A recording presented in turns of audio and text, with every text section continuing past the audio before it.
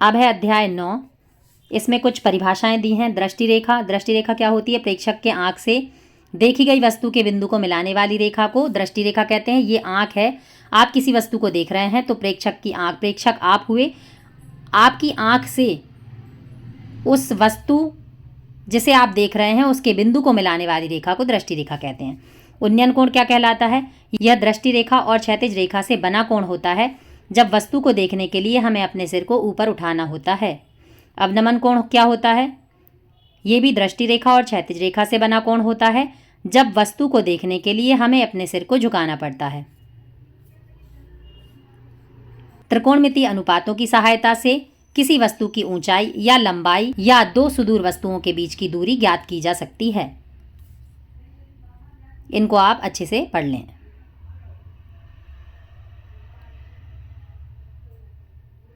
अब है चैप्टर 10 वृत्त। वृत्त को एक बिंदु पर प्रतिच्छेद करने वाली रेखा को स्पर्श रेखा कहते हैं। स्पर्श रेखा वृत्त को केवल टच करती है एक बिंदु पर। वृत्त को दो बिंदुओं पर प्रतिच्छेद करने वाली रेखा को छेदक रेखा कहते हैं। वृत्त के एक बिंदु पर केवल एक स्पर्श रेखा खींची जा सकती है। वृत्त के बाह्य बिंदु से वृत्त पर दो स्पर्श रेखाएं खींची जा सकती हैं।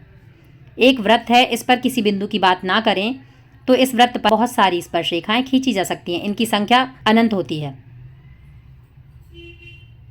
एक वृत्त की दो समांतर स्पर्श रेखाएं हो सकती हैं। वृत्त तथा स्पर्श रेखा का जो उभयनिष्ठ बिंदु होता है उसे स्पर्श बिंदु कहते हैं। वृत्त के किसी बिंदु पर स्पर्श रेखा स्पर्श बिंदु से जाने वाली त्रिज्या पर लंब होती है। ये स्पर्श रेखा है और ये त्रिज्या है, ये एक दूसरे के ऊपर लंब होंगी।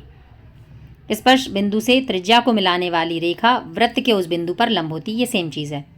वृत्त के अभ्यंतर मतलब वृत्त के अंदर कोई बिंदु है, इससे हम वृत्त पर कितनी स्पर्श रेखाएं खींच सकते हैं? स्पर्श रेखा का मतलब होता है सिर्फ टच करना, और अगर हम इससे कोई रेखा खींचेंगे तो वो प्रतिच्छेदी रेखा हो जाएगी, वो स्पर्श रेखा नहीं होगी। तो इसका आंसर आएगा वृत्त के अंदर स्थित किसी बिंदु से वृत्त पर कोई स्पर्श रेखा नहीं खींची जा सकती। बाह्य बिंदु से वृत्त पर खींची गई स्पर्श रेखाओं की लंबाइयां बराबर होती हैं। तो बाहर कोई बिंदु है, इससे अगर हम स्पर्श रेखाएं खींचते हैं तो इनकी लंबाइयां जो है वो बराबर होती हैं। दो सकेंद्रीय वृत्तों में मतलब ऐसे दो वृत्त जिनका केंद्र एक हो, इसमें बड़े वृत्त की जो जीवा है वो छोटे वृत्त को जिस बिंदु पर टच करेगी उस बिंदु पर ये समद्विभाजित होती है। ये दूरी और ये दूरी बराबर होगी।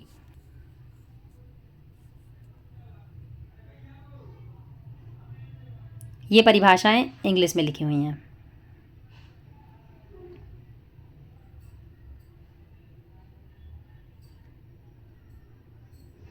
चैप्टर 11 वृत्त की त्रिज्या और व्यास में क्या संबंध होता है? तो वृत्त का व्यास जो होता है वो त्रिज्या का 2 गुना होता है। वृत्त की परिधि का सूत्र क्या होता है? 2πr। वृत्त का क्षेत्रफल होता है πr²। त्रिज्यखंड का क्षेत्रफल होता है θ/360 πr²। चाप की लंबाई होती है θ/360 2πr। लघु वृत्तखंड का क्षेत्रफल होता है संगत त्रिज्यखंड का क्षेत्रफल माइनस संगत त्रिभुज का क्षेत्रफल। ये चैप्टर 12 है। ये इसके सूत्र दिए हुए हैं। यह आकृति एक घन है और एक घनाभ है। घन में लंबाई चौड़ाई ऊंचाई तीनों बराबर होती हैं और घनाभ में लंबाई चौड़ाई ऊंचाई की वैल्यू अलग अलग होती है। घन का जो आयतन होता है वो होता है a³। घनाभ का आयतन होता है, या तो आप ABC लिख सकते हैं, अगर आपने ABC से पढ़ा है तो ABC लिख सकते हैं, और अगर LBH से पढ़ा है तो आप LBH लिख सकते हैं। घन का वक्र पृष्ठीय क्षेत्रफल होता है 4a² और संपूर्ण पृष्ठीय क्षेत्रफल होता है 6a²। घनाभ का पृष्ठीय क्षेत्रफल होता है 2h bracket l plus b और संपूर्ण पृष्ठीय क्षेत्र होता है 2 bracket lb plus bh plus hl। बेलन और शंकु इन दोनों के सूत्र एक दूसरे से रिलेटेड हैं। बेलन का जो आयतन होता है वो होता है πr²h और शंकु का आयतन बेलन के आयतन का 1/3 होता है। मतलब बेलन के आयतन में हम 1/3 का गुणा कर दें तो शंकु का आयतन बन जाता है। तो ये होता है 1/3 πr²h। बेलन का वक्र पृष्ठीय क्षेत्रफल होता है 2πrh और संपूर्ण पृष्ठीय क्षेत्रफल होता है 2πr प्लस h। शंकु का वक्र पृष्ठीय क्षेत्रफल होता है πrl, संपूर्ण पृष्ठीय क्षेत्रफल होता है πr प्लस l। यहाँ पर L जो होती है वो त्रियक ऊंचाई होती है, जिसका मान होता है L बराबर करनी R square plus H square.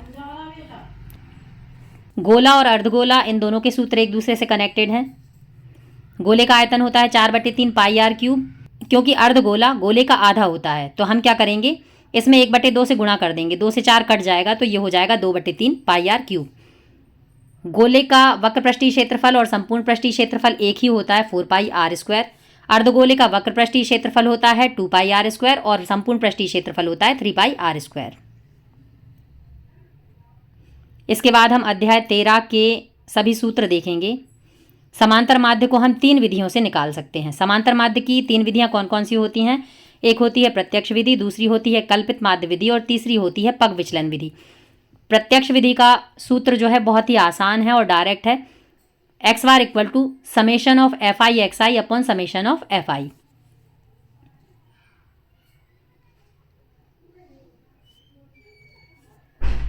कल्पित माध्य विधि का सूत्र है एक्स बार बराबर a plus summation of f i d i upon summation of f i, जहां पर डी आई क्या होता है, ये एक्स आई में से हम ए को माइनस करते हैं। पग विचलन विधि का सूत्र होता है एक्स बार बराबर a plus sigma f i u i upon sigma f i into h. यहां पर यू आई जो है वो x i minus a upon h होता है। अगला सूत्र है बहुलक। बहुलक बराबर l plus bracket F1 minus F0 upon 2F1 minus F0 minus F2 into h. इसको आप एक तरीके से और याद रख सकते हैं, ऊपर 1 और 0 है, नीचे 2 गुणा 1 0 2।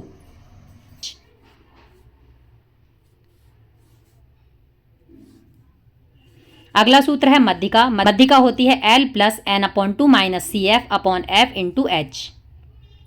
इसके बाद इसमें एक सूत्र और है जो अधिकतर पूछा जाता है। बहुलक बराबर 3 गुणा माध्यक, माध्यक का मतलब मध्यिका होती है, तो बहुलक बराबर 3 गुणा माध्यक माइनस 2 गुणा माध्य। इस सूत्र को आप ऐसे याद कर सकते हैं कि बहुलक में अक्षर कितने हैं, 4, बराबर माध्यक में अगर आधे धा को छोड़ दिया जाए तो 3 अक्षर मिलेंगे, तो जो 3 अक्षर वाला है उसमें 3 से गुणा करेंगे और माइनस करेंगे। माध्य में अगर धा को छोड़ दिया जाए तो इसमें 2 अक्षर हैं, 2 अक्षर वाले में 2 से गुणा करेंगे। ये समझने की ट्रिक है बस, और आपको ऐसे याद हो जाए तो आप ऐसे भी याद कर सकते हैं इसको। तो बहुलक बराबर होता है 3 गुणा माध्यक माइनस 2 गुणा माध्य। इस सूत्र को घुमाकर भी पूछ लिया जाता है, इसको ऐसे भी पूछ लिया जाता है, बहुलक प्लस 2 गुणा माध्य बराबर, तो इसमें क्या किया है, 2 माध्य को बराबर के उस तरफ ले गए हैं, तो ये माइनस का 2 माध्य था, ये प्लस का हो जाएगा। तो इससे सूत्र कौन सा बन जाएगा, बहुलक प्लस 2 गुणा माध्य बराबर 3 गुणा माध्यक। इससे ये सूत्र बन जाएगा। इसके बाद है प्रायिकता।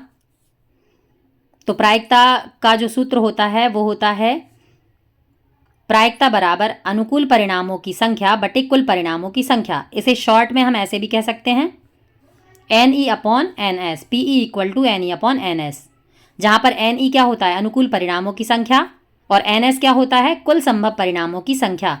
तो आप इसको 2 तरीके से लिख सकते हैं, पी ई बराबर N E upon N S, या फिर प्रायिकता बराबर अनुकूल परिणामों की संख्या बटे कुल संभव परिणामों की संख्या। अब है इसमें किसी प्रयोग की वह घटना जिसका केवल एक परिणाम होता है। ऐसी घटना जिसका केवल एक परिणाम हो प्रारंभिक घटना कहलाती है। किसी प्रयोग की सभी प्रारंभिक घटनाओं की प्रायिकताओं का योग जो होता है वो 1 होता है। किसी घटना ई के लिए P E plus P E नहीं बराबर 1 होता है, मतलब घटना के घटित होने की प्रायिकता प्लस घटना के घटित नहीं होने की प्रायिकता का योग 1 होता है। ऐसी घटना जिसका घटित होना संभव ही ना हो, असंभव हो, उसकी प्रायिकता 0 होती है और ये घटना असंभव घटना कहलाती है। ऐसी घटना जिसका घटित होना निश्चित है, ऐसी घटना को निश्चित या निर्धारित घटना कहते हैं, या इसे संभव घटना भी कहते हैं। तो संभव घटना के 2 नाम और हैं, जिसे हम निश्चित घटना या निर्धारित घटना कहते हैं। और निश्चित घटना की प्रायिकता क्या होती है, 1 होती है। यदि किसी घटना की प्रायिकता पी है तो प्रायिकता का जो मान होता है वो 0 से 1 के बीच में होता है या 0 और 1 के बराबर होता है। तो जो प्रायिकता का मान होता है वो 0 से बड़ा या फिर बराबर होता है, 1 से छोटा या फिर बराबर होता है। प्रायिकता का मान 0 से बड़ा और बराबर होता है और 1 से छोटा और बराबर होता है। चलिए विद्यार्थियों, तो ये थे हमारे कक्षा 10 के सभी चैप्टर्स के फॉर्मूले, और ये आपके पेपर में ऑब्जेक्टिव फॉर्म में आते हैं या आप कोई क्वेश्चन करते हैं तो उसमें यूज़ होते हैं। इन सभी सूत्रों को आप अच्छे से पढ़कर जाएं और याद करके जाएं। धन्यवाद।